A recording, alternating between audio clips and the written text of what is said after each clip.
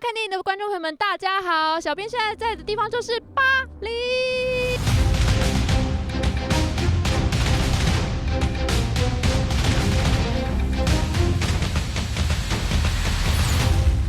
这次呢，《不可能任务》第6集呢，电影有一大部分的地方都在巴黎取景，其中这个场景非常重要，就是阿汤哥和雷贝卡·弗格森两个人谈恋爱的地方。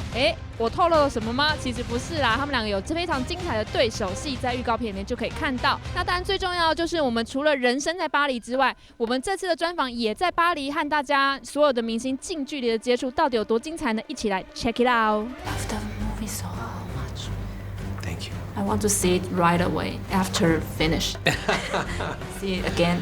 Oh, thank you. Nice to see you too. Life. I've met you. Yes. In life, I think last time. No? I don't know. Last time do the snowman. Oh, the snowman. Yes. Hey. If I can add more to it.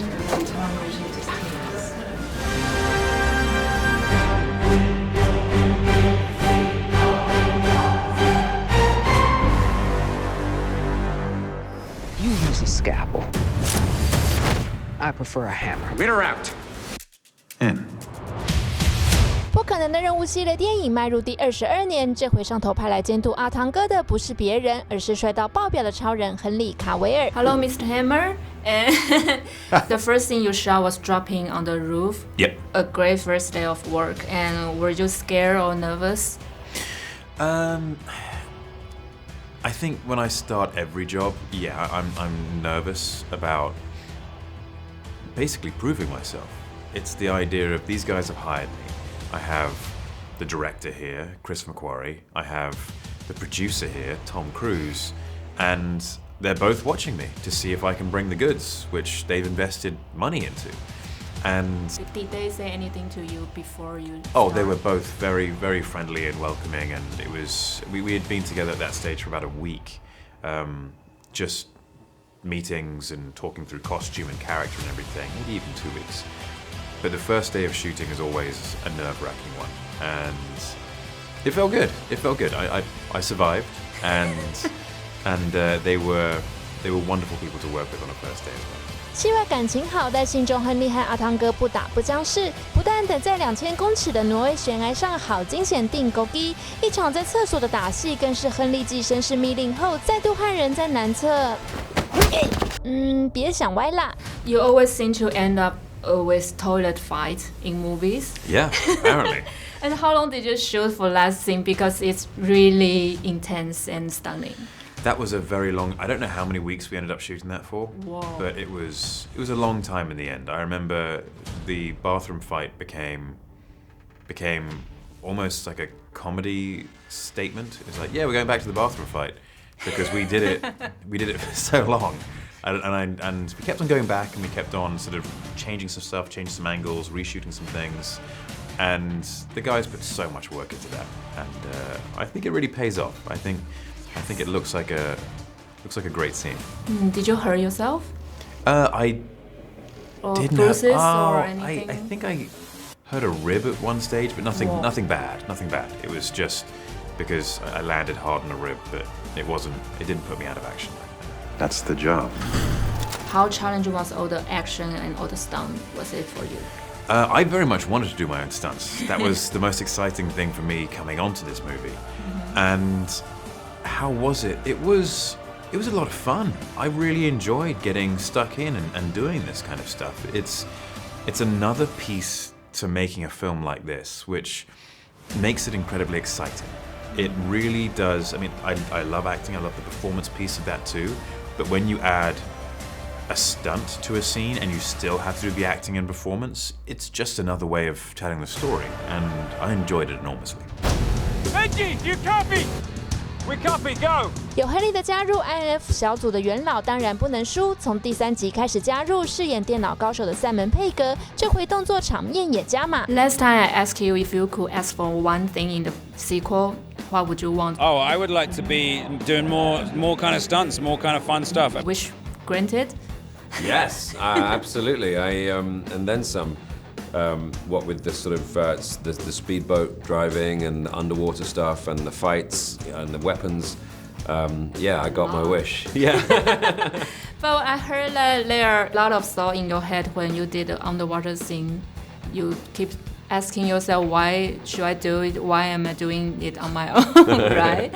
Yeah, the funny thing was, you do all this training, and then you put on the costume, and it completely covers everything on you. You can't see that it's you. And, you know, when I was doing it, and it was tough and hot, and I was thinking, you know, the stuntman could have done this, you know. But the truth is, it has some meaning if we do it ourselves. I think it means more to the audience, so I'm glad I did it. Thanks to the stunts, and now you got 8 packs. And a new nickname, 8-pack Pegos. How many packs do you have now? I think I've probably got about a 4-pack now. It's you know, stunning. it's still there.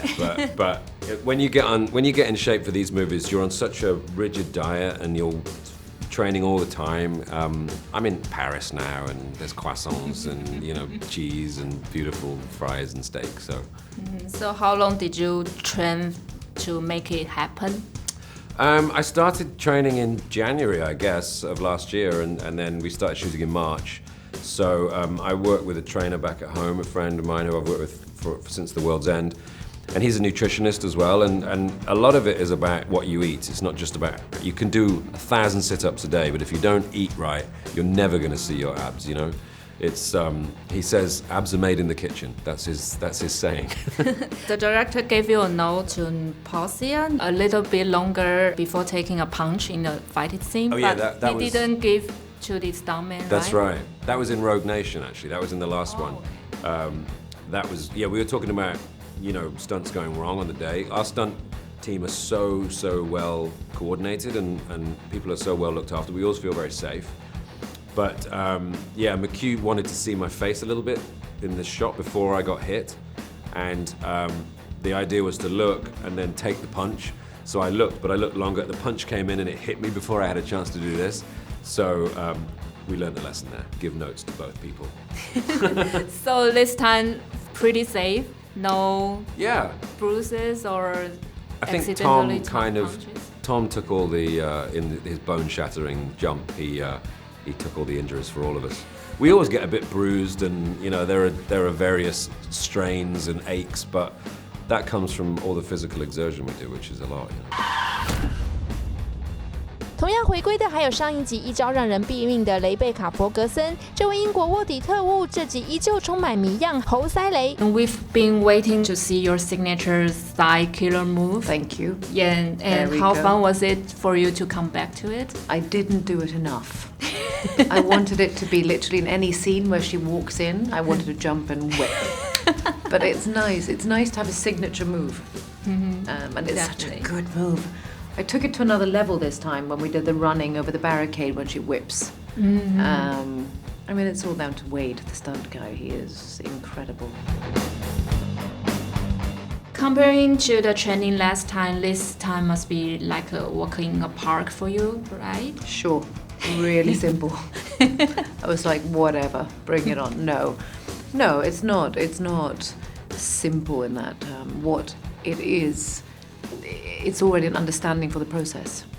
And that helps. It doesn't make it simple, but it makes it more familiar kind of feeling of coming back to a family. But there are still a lot of fighting scenes, and I'm surprised to learn that you're pregnant during shooting. And which scene was the most difficult one or challenging one for you to complete?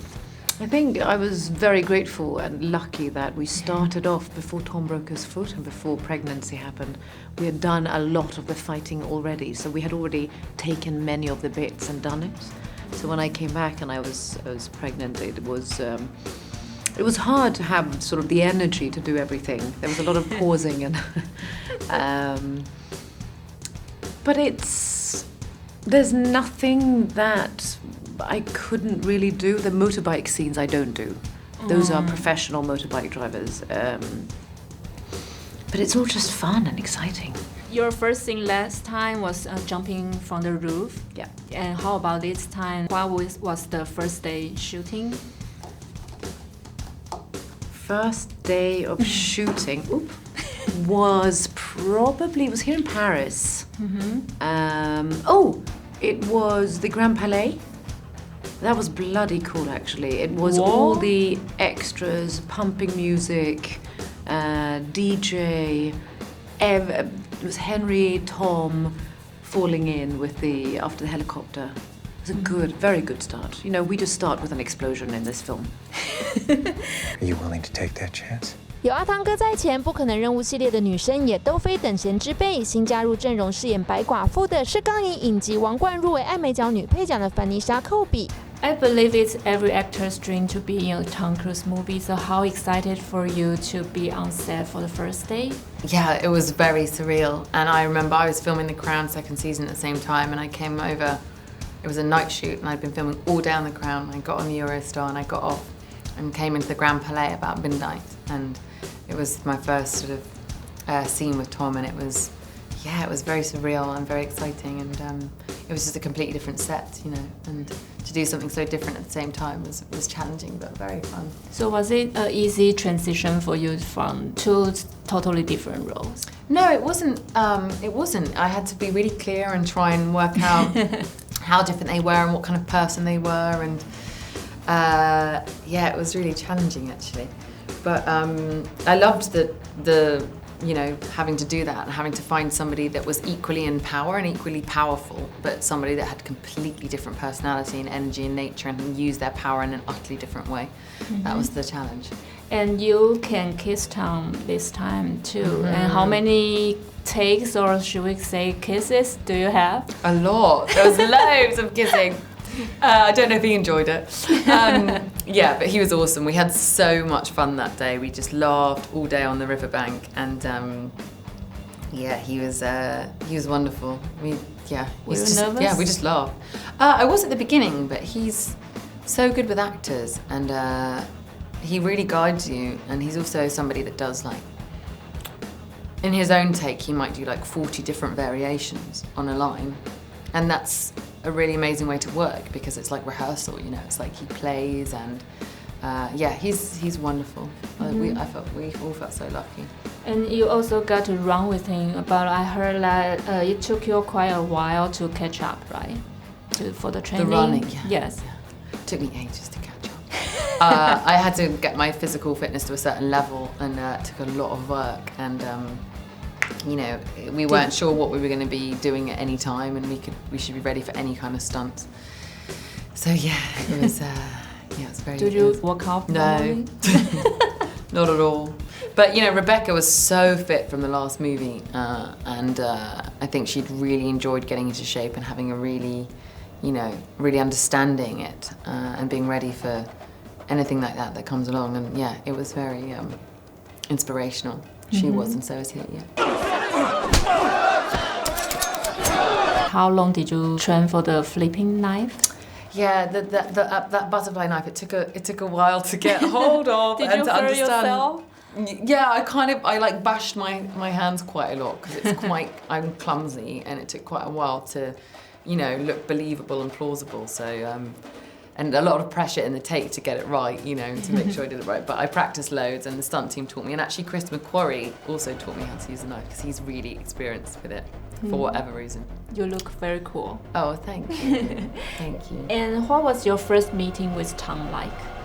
It was really surreal and very, very easy, and we just laughed and we talked about films and life, and it was Is me, it Chris, an and Tom. audition or? It wasn't an audition, no. He just we just met, and we chatted, and then at the end he was like, "Would you like to come and join the team?" And I absolutely, I said, "Of course, I'd love to." My man goes, or no one goes. 搞得 IMF 天翻地覆的中情局长，则由黑豹母后硬体子演员安琪拉·贝瑟出任。What was the one question you keep asking the director? Is there anyone? Can I do it again? You don't need to. And everybody needs to train somehow, and how about you? Well, they certainly had to, you know, for some of those stunts, you know, they had to go through rigorous training. But me, not so much. Would you ask for more action or more stunts if you could be in the sequel next time? You know, it would all depend. You know, it's kind of dicey when in Mission Impossible, if you ask for a stunt, you don't know what stunt you might, you might get. You may rue the day that you ask. But I'll stay ready. I'll stay ready, get ready, stay ready. OK，